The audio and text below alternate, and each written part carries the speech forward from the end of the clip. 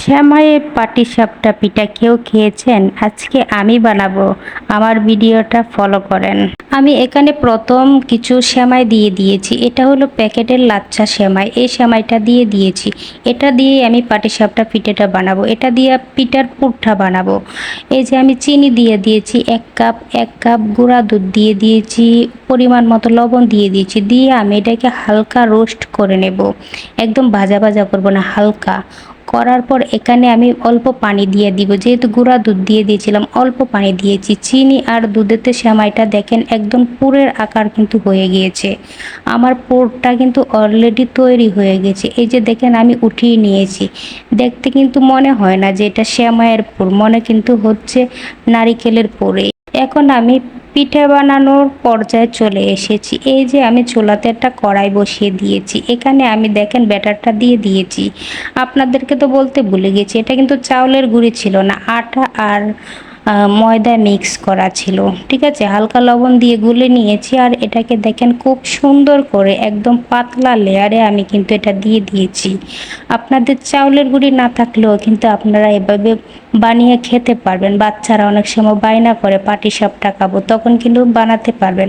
আপনাদের কথা মাথায় রেখে কিন্তু আমি রেসিপিটা নিয়ে এসেছি।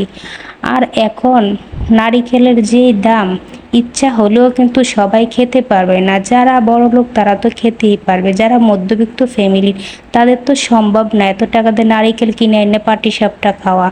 আর তাদের বাচ্চারা যদি বায়না করে, তাহলে তারা কি পিঠা না খাওয়িয়ে বাচ্চাদেরকে কান্না দেখবে বসে বসে? নিশ্চয়ই না। আপনাদের কথা ভেবে আমি এই রেসিপিটা নিয়ে এসেছি। দেখেন আমি কি সুন্দর সেমাই দিয়ে পুর বানিয়ে ফেললাম। আর আটা ময়দা দিয়ে আমি পাটিসাপটার পিঠাটা বানিয়ে কি সুন্দর বানিয়ে ফেললাম। দেখেন আমার পিঠাটা কিন্তু একদম চাউলের পিঠার মতো হয়েছে। আর ভিতরের পুরটা কিন্তু দেখতে একদম নারিকেলের মতো। পিঠাটা নিজে বানিয়ে নিজে যেন অবাক হয়ে গিয়েছিলাম। বিশ্বাস করবেন না, পিঠাটা একদম চাউলের পিঠা যেরকম একটা ক্রিস্পি ক্রিস্পি হয়, ঠিক সেরকমই হয়েছিল। আটা ময়দা মিক্স করে যে এত সুন্দর পিঠে হয় তা আমি জানতাম না। অনেক সুন্দর একটা পিঠে হয়েছিল। আপনাকে জাস্ট বলে বোঝাইতে পারবো না। পিঠাটা খাওয়ার সময় এত ভালো একটা স্মেল এসেছিল, মনে হচ্ছিল যেন নারিকেলের পুরে ছিল। এত মজা হয়েছিল। আপনারা নিশ্চয়ই বানিয়ে খাবেন।